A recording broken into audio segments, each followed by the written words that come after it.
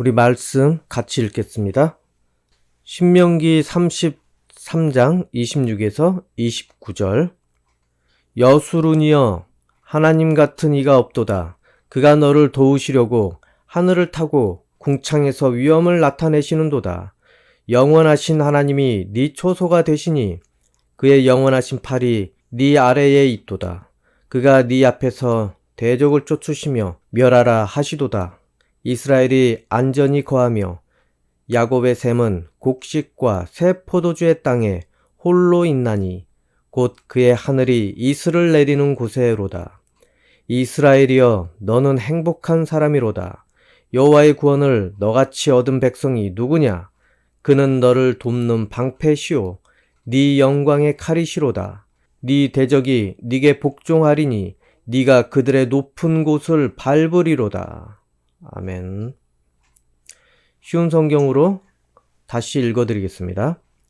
이스라엘의 하나님과 같으신 분은 없다. 하나님은 하늘을 나시며 너희를 도우실 것이다. 구름을 타시고 위엄을 나타내 보이실 것이다. 영원하신 하나님이 너희의 피난처이시다. 그의 팔이 너희를 영원히 붙들어 주시고 하나님이 너희 앞에서 원수를 쫓아내시며 원수를 물리쳐라 하고 말씀하신다. 이스라엘 백성은 안전한 곳에 누울 것이며 야곱의 우물은 아무도 건드리지 못할 것이다. 그 땅은 곡식과 포도주가 가득한 땅이며 하늘에서는 이슬이 내린다. 이스라엘아, 너희는 복을 받았다. 너희와 같은 백성은 없다. 너희는 여호와께서 구해주신 백성이며 여호와께서 너희의 방패시고 너희의 돕는 분이며 너희의 영광스러운 칼이시다. 너희의 원수들이 너희에게 패하겠고 너희는 그들의 높은 신전을 밟을 것이다. 아멘. 여러분, 며칠 뒤면은 설날이 됩니다. 모두 한 살이 더 채워진 만큼 하나님께서 더 여러분의 지혜를 깊이 있게 해 주시기를 축복합니다. 그리고 새해 하나님께서 주시는 복이 많아지는 가정이 되고 또 교회 되고 지역과 나라가 되어 하나님께 감사하게 되기를 소망합니다. 아멘. 여러분도 설날이 되면은 고향을 방문하게 되는 분이 있을 것입니다. 요즘은 대부분 수도권에 몰려 살기 때문에 고향이라는 개념이 약간 모호하기는 하지만 그래도 이전에는 이런 명절이 되면은 본능적으로 악착같이 고향을 가려고 했습니다. 그리고 그곳에서 그렇게 자라면서 뛰놀던 그런 추억의 장소들을 되돌아보기도 하고, 그리고 또한 부쩍 나이 드신 부모님을 뵈면서 이 세월의 무상함을 체감하게 됩니다. 또한 부모님은 결혼한 자녀가 아이가 그렇게 하나 둘씩 늘어서 이렇게 찾아온 것을 보시면서 부모님은 그거에 대해서 보람을 느끼게 됩니다. 이렇게 후대가 더욱 번성하게 되는 것이 이러한 가족의 복이 아니겠습니까? 오늘 본문은 모세가 죽기 전에 비록 자신은 그곳에 들어가지는 못하지만 그래도 이렇게 가나안 바로 입성을 앞두고서 이스라엘의 각 지파별로 또 전체에게 축복한 말씀이 됩니다. 그 가나안 땅은 이전에 이 12지파의 조상들이 있던 본향이었습니다. 이 12지파 아버지가 누구입니까? 야곱입니다. 야곱. 12형제가 12지파가 된 것입니다. 야곱은 그 12아들들과 함께 가나안의 헤브론이라는 그러한 곳에 살고 있었습니다. 그곳은 예루살렘 남쪽 그 사해의 왼편 부근에 있었던 그런 마을이었습니다. 그러던 중 형들이 이 동생 요셉을 그렇게 질투해서 그만 이집트로 팔려가게 두어버렸습니다. 그런데 이후에 엄청난 기근이 그 가나안 지역에 임하게 되자 이제 먹을 것이 없어져 버렸습니다. 먹을 것이 정말로 부족했습니다. 그래서 형들이 이집트로 향하게 되었는데 그곳에 이집트 총리가 바로 요셉이었습니다. 그래서 우여곡절 끝에 요셉은 형들을 용서하고 그리고 온 가족을 아버지까지 모시고 이집트 와서 편안하게 살라고 그렇게 요셉이 이주하게 해가지고 거기에 살게 된 것입니다. 그리고 세월은 흘러서 그 자손이 자손을 낳고 그렇게 되면서 자손은 어마어마하게 불어나긴 했는데 그들 형편이 종살이하는 그런 형편이 되어버렸던 것입니다. 그 이집트에서 나그네로 그렇게 종살이를 430년이나 하게 된 것입니다.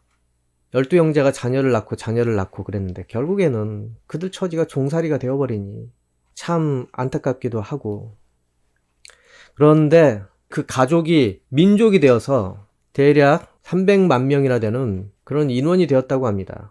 아니, 남의 나라에 얹혀 사는 것도 얹혀 사는 거지만은, 아니 종살이까지 하는 것도 뭐 그렇다 치지만은 300만 명이 그 시대에 300만 명이 되었다는 것은 정말로 어마어마한 것입니다. 그리고 그 이집트의 파라오에게는 이거는 위협이 됩니다. 오죽하면은 너무나 애를 잘 낳아가지고 그 아이들까지 죽이라고 했겠습니까? 이집트 인구보다 이 이스라엘 그 민족이 더 많았다고 합니다. 그러니 나중에 무슨 일이 생기면 어떡합니까? 한순간에 이집트가 이스라엘이 돼버릴 수 있지 않겠습니까? 그래서 어느 날 애를 낳으면 다 죽이라고 한 것입니다. 그리고 이 이스라엘 백성들, 히브리인들을 그렇게 핍박하게 되었습니다. 괴롭혔습니다.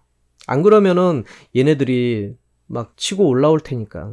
그래서 그렇게 압박과 핍박을 했던 것입니다. 그런데 이렇게 핍박당하는 이스라엘 백성들은 괴로워서 울부짖는 상황이 점점 되었습니다. 하나님께서는 그들의 울부짖음을 들으셨습니다. 그래서 다시 그들 조상, 즉 야곱이 이전에 살던 그 땅으로 다시 돌아가게 하나님께서는 하신 것입니다. 그 300만 명이라는 그 야곱의 자손들을 그곳에서 나오게 하신 것입니다.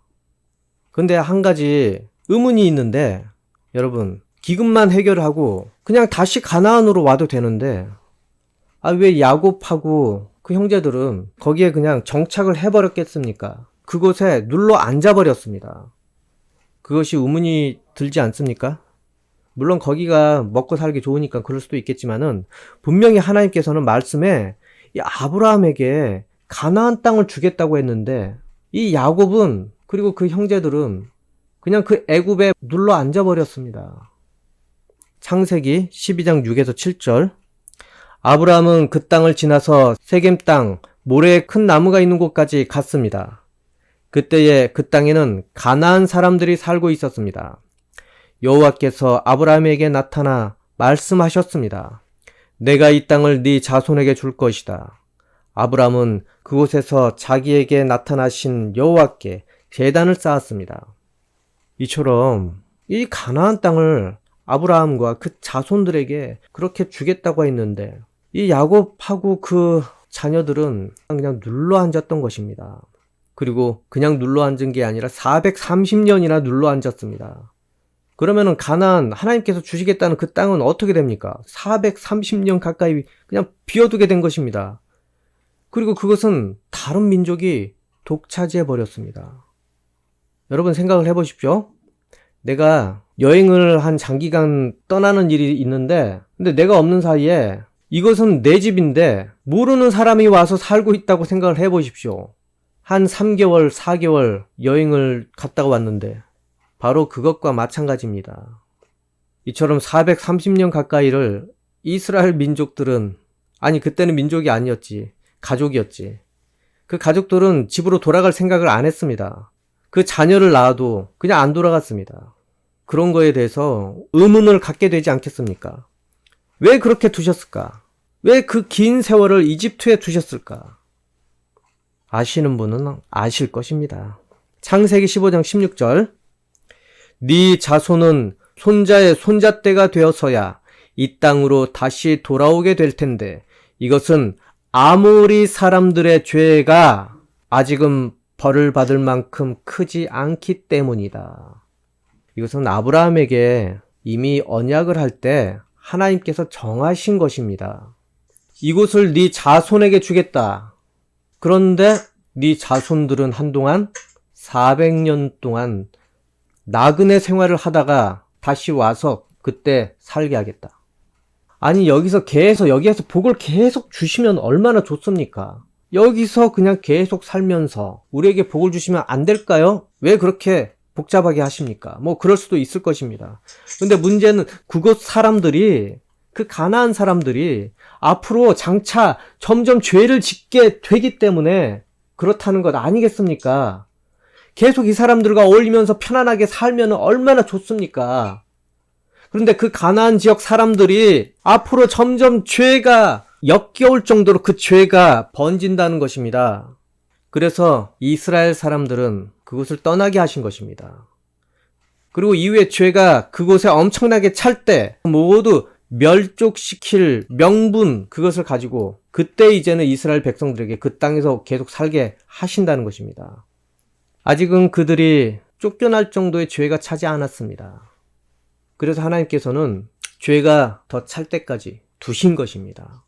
그리고 이스라엘 백성들까지 그곳에 있으면은 그들도 죄가 그렇게 찰 수 있기 때문에 400년 동안 다른 곳으로 이주시킨 것입니다.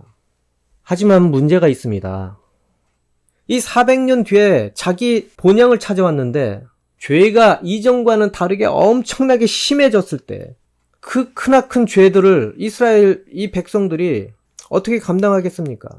들어갔다가 자기들도 단숨에 큰 죄에 빠질 수도 있는데 이런 위험 부담을 하나님께서는 감수하고 그렇게 이스라엘 백성들을 가나안 땅으로 들어가게 하셨던 것입니다.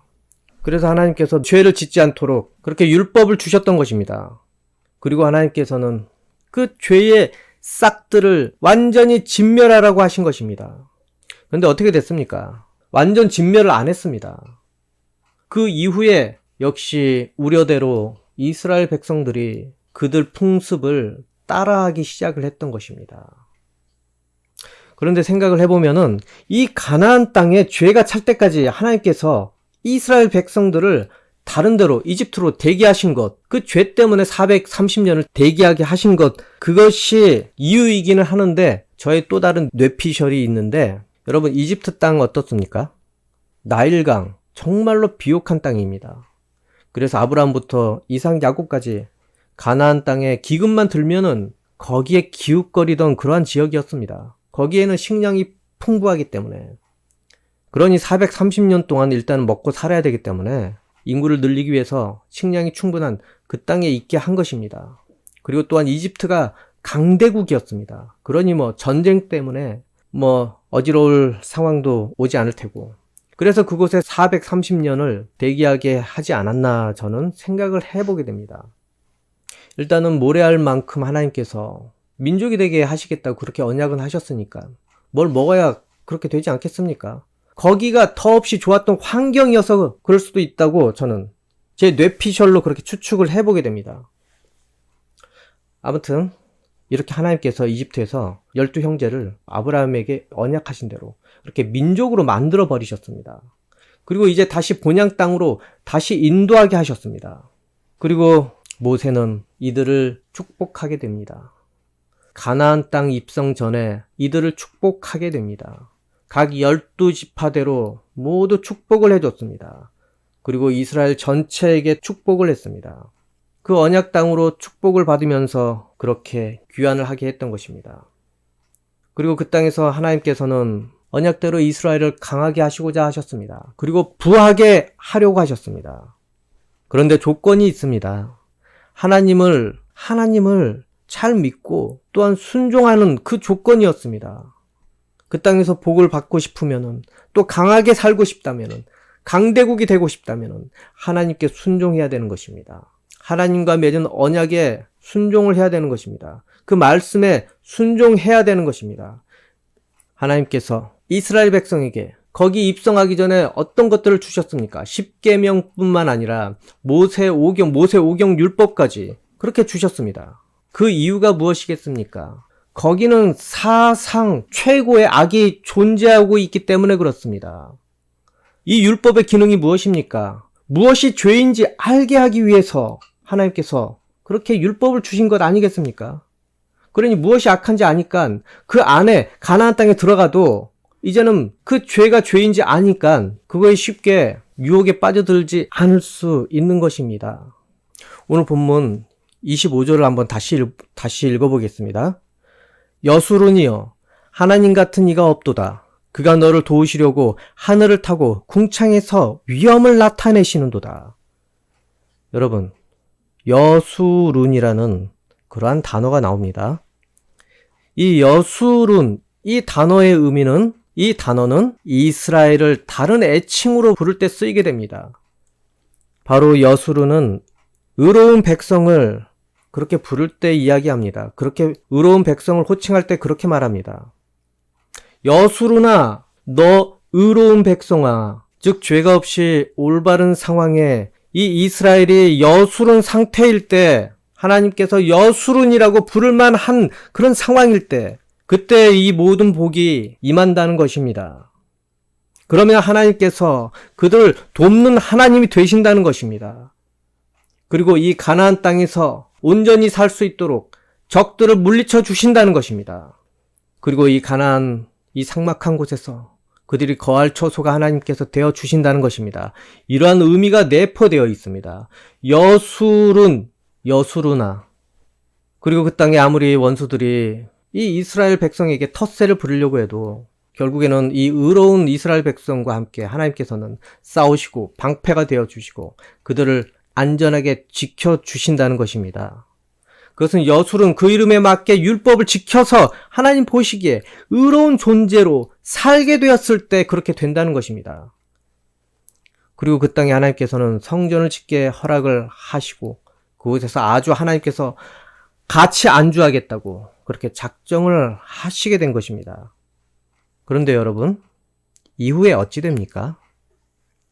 그렇게 복을 받으며 여수르나 이러면서 복을 준 이 이스라엘 백성들, 이후에 어떻게 됩니까? 우린 성경을 봐서 다 알 것입니다. 그들은 결국에 그렇게 입성한 지 거의 1000년 정도, 그 정도까지는 그렇게 머물러 살다가 결국 1000년 정도 머물러 살다가 그들의 왕국은 망해버렸습니다. 왜 그렇습니까? 그들에게 복을 거두시고 그렇게 저주로 심판하신 이유가 무엇이겠습니까? 레위기 18장 27에서 28절을 보면은 너희보다 앞서 그 땅에 살던 백성은 이 모든 역겨운 죄를 저질렀으므로 그 땅이 부정해졌다. 만약 너희가 이런 짓을 하면 너희도 그 땅을 부정하게 만들고 말 것이다. 그러면 나는 너희보다 앞서 그 땅에 살던 사람을 쫓아냈듯이 너희도 쫓아낼 것이다. 이 레위기는 광야 시절에 써졌던 율법서입니다. 광야 시절에 이미 이렇게 하나님께서는 경고하셨습니다. 바로 거룩한 약속의 땅에서 하나님의 법과 풍속을 따라야 하겠지만은 이 이스라엘이 하나님께서 주신 이 율법을 따르지 않고 가나안의 역겨운 풍속을 따라서 만약에 살게 된다면은 너희도 죄가 차서 쫓겨날 것이다. 이들처럼 똑같이 쫓겨날 것이다. 이미 이렇게 하나님께서 말씀해 주셨습니다. 그 땅에 진입하기도 전에. 그런데 결국에는 이스라엘이 이 가나안 족속들을 다 멸하지 않았기 때문에 그들 풍속대로 그렇게 사는 사람들이 점점 많아졌습니다. 왕 또한 그렇게 타락을 하게 되었습니다. 하나님의 땅에서 하나님을 부정하고 사니 어떻게 여수run이 받아야 할 하나님의 복을 기대할 수 있겠습니까? 그래서 하나님께서 이전에 가나안 사람들의 죄가 차서 그들을 징벌하고 이스라엘 백성이 430년 만에 그렇게 들어가게 하셨듯이 이제는 이스라엘 백성의 죄가 차고 넘치기 때문에 그들도 가나안 백성들처럼 그 땅에서 쫓아내 버리신 것입니다. 그런데 여러분, 그리고 끝입니까? 그리고 끝입니까? 그냥 끝났다. 그것입니까? 하나님께서는 놀라운 계획을 또 가지고 계셨습니다. 그들이 아예 쫓겨나기 바로 직전에 하나님께서 예수님을 보내셨습니다. 그리고 아브라함과 맺은 그 언약이 예수님을 통해서 그리고 다시 이어지게 된 것입니다. 그 덕분에 죄가 많았던 우리에게 그 언약들이 성취된 것입니다. 예수님께서 우리를 죄에서 구원하게 하시고 우리를 하나님의 자녀가 되는 권세를 얻게 주셔서 약속의 자녀, 믿음의 자녀로 우리를 삼아 주신 것입니다. 우리에게 이어져 버린 것입니다. 그러면 우리가 약속의 땅 주인이 되는 것 아니겠습니까? 우리가 대신 이스라엘 땅에 가서 그 땅을 차지해도 되지 않겠습니까? 그곳에 우리가 성전을 지어도 되지 않겠습니까? 그런데 여러분, 그러면 정말 좋겠지만 그럴 필요가 없습니다. 왜 없습니까? 하나님의 임재의 상징이던 그 땅과 그 성전은 예수님을 통해서 모두 허물어지고 새롭게 지어지게 되었습니다. 예수님의 지체로 그래서 연합된 우리가 바로 하나님의 성령이 계시는 성전이 되게 된 것입니다. 그래서 우리 가운데 하나님께서 처소를 삼고 계십니다. 그리고 우리에게 허락된 그 약속의 땅은 하나님의 나라가 되었습니다. 우리가 기업으로 받을 땅이 바로 하나님의 나라입니다. 그 땅은 성도들 모임 가운데 임하고 그리고 한두 사람이 모인 가운데에 그곳에 또 임하게 됩니다. 그리고 그 나라는 눈에 보이지 않고 우리와 영원까지 연결되어 있습니다. 영원토록 우리가 그곳에 거하게 됩니다. 이 땅에서 죽는 것과는 상관없습니다. 이 땅에서 죽었던 자들 또한 영원한 하나님 나라에 들어가서 살고 있는 것입니다. 이러한 영원한 하나님의 처소가 우리에게 이어지게 된 것입니다. 에베소서 2장 18에서 22절을 보면은 그러므로 우리 모두는 그리스도를 통해 한 성령 안에서 아버지께로 나아갈 수 있게 되었습니다. 이제 여러분은 더 이상 낯선 나그네나 손님이 아닙니다. 이제는 하나님의 거룩한 백성으로 하늘의 시민이요 가족입니다. 성도는 사도와 예언자들이 닦아놓은 기초 위에 세워진 하나님의 집이며 그리스도 예수께서 친히 그 건물의 머릿돌이 되어 주십니다. 건물 전체가 그리스도 안에서 서로 연결되어 주님의 거룩한 성전으로 점점 자라갈 것입니다. 여러분 역시 유대인과 함께 그리스도 안에서 함께 지어져 가고 있습니다. 성령을 통해 하나님이 친히 거하시는 곳으로 여러분은 아름답게 지어져 갈 것입니다. 아멘?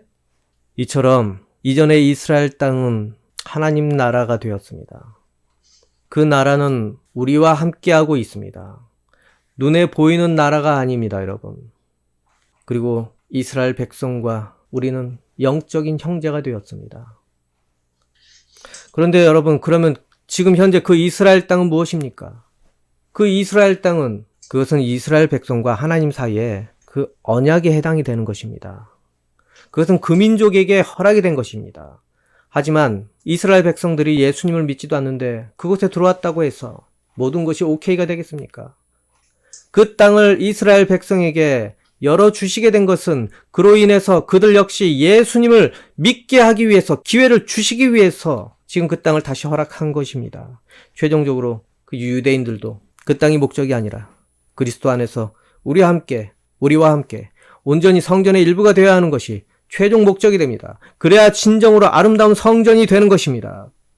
여러분, 우리가 예수님을 믿어서 하나님의 성전이 되었다고 생각을 많이 할 것입니다. 내가 믿었기 때문에. 근데 사실 알고 보면은 하나님께서 우리를 하나님의 처소로 초대하게 된 것입니다.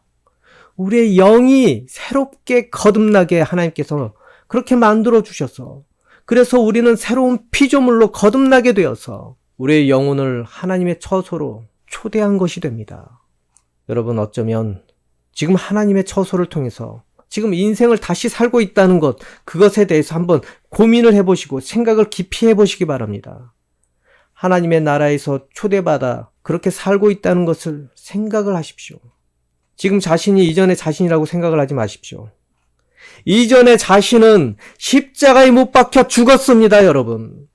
지금 여러분은 하나님의 것입니다. 하나님께서 여러분의 영혼을 새롭게 태어나게 하신 것입니다. 그래서 부르신 것입니다. 그리고 그렇게 새로운 하나님의 처소에 여러분은 들어오게 된 것입니다. 그리고 인생을 살고 있는 것입니다. 여러분에게 오늘 본문의 축복들이 그러면은 여러분의 인생에 분명히 실현이 될 것입니다. 28절, 29절 다시 보겠습니다. 이스라엘 백성은 안전한 곳에 누울 것이며 야곱의 우물은 아무도 건드리지 못할 것이다. 그 땅은 곡식과 포도주가 가득한 땅이며 하늘에서는 이슬이 내린다. 이스라엘아, 너희는 복을 받았다. 너희와 같은 백성은 없다. 너희는 여호와께서 구해주신 백성이며 여호와께서 너희의 방패시고 너희의 돕는 분이며 너희의 영광스러운 칼이시다.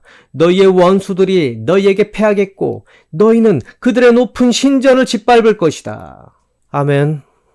이것이 여러분이 하나님의 뜻을 따라서 그렇게 살게 되면 받게 되는 복이라는 것입니다.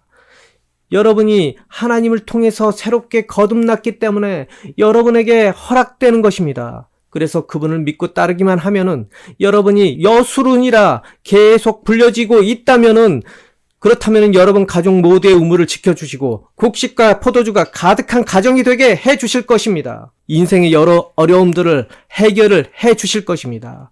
또한 목이 마를 때 하늘에 이슬을 부어서 여러분 인생의 단비를 촉촉하게 내려주실 줄로 믿습니다. 그리고 어려움 중에 여러분의 방패가 되어 주실 것이고 여러분의 피난처가 되어 주시고 그리고 여러분의 승리의 칼이 되어 주실 것입니다. 그러니 여러분 하나님을 꼭 붙잡고 사시길 바랍니다. 여러분은 여러분의 것이 아닙니다. 여러분은 하나님께서 값을 주고 사온 존재들이라는 것입니다. 여러분을 새롭게 하나님의 처소로 지금 불러서 살고 있는 것입니다. 눈에는 아무 변화 없는 것 같지만은 사실은 여러분의 영혼은 새롭게 거듭났습니다. 그러면 여러분은 새로운 피조물입니다. 그것을 자기가 모르기 때문에. 그런데 하나님은 알고 계십니다. 여러분을 하나님의 성전 삼아서 여러분을 다시 새롭게 이전과 다른 존재로 그렇게 부르신 것입니다. 그러면 여러분을 공격하면 하나님을 공격하는 것 되지 않습니까? 하나님의 것을 공격하는 것이 되는 것입니다. 그래서 여러분을 미혹하려고 달려드는 그 마귀를 하나님께서 같이 대적을 해 주십니다. 그러니 부디 하나님의 터전에서 예수님께서 주신 계명대로 그렇게 서로 존중하며 서로 사랑하면서 착하게 이 말씀대로 여수룬이라 불리어지는 그것대로 그렇게 사시기를 바랍니다. 그러면은 성령을 통해서 늘 하나님께 은혜 받는 그런 인생이 될 것입니다. 그리고 하나님 나라가 여러분에게 굳건히 임하여서 하나님의 권세로 여러분의 인생을 다스릴 것이고 지켜주실 것입니다. 여러분 무엇도 여러분을 함부로 할 수가 없습니다. 기도하겠습니다. 아버지 하나님, 우리의 인생은 하나님의 것이고 하나님의 집이 됩니다. 아버지, 그것을 깨닫고 자기의 인생이 새로워졌다는 것을 깨닫고 하나님 보시기에 합당한 모습으로 살기 원합니다. 세상에는 수없이 많은 죄들이 그렇게 범람하여서 우리를 미혹하고 우리를 타락하게 만들려고 합니다. 헛된 것을 따라서 내가 그것을 따라서 인생을 살지 않게 도와주시옵소서. 그래서 우리에게 죄가 차지 않게 도와주시고 예수 그리스도 이름으로 늘 회개하여서 그것들 비워내게 도와주시옵소서. 아버지, 올바른 것을 분별하여서 그것대로 살 수 있도록 도와주시옵소서. 하나님의 말씀에 근거해서 세상을 바라보고 새로운 존재답게 그렇게 세상에서 살아가게 도와주시옵소서. 그리고 악한 마귀를 대적할 수 있는 마음의 용기와 믿음의 용기를 허락하여 주시고 그래서 하나님께서 바라시는 하나님의 나라를 굳건히 우리가 하나님 편에 서서 지키는 그런 하나님의 여수룬이 되기 원합니다. 예수님 이름으로 기도합니다. 아멘.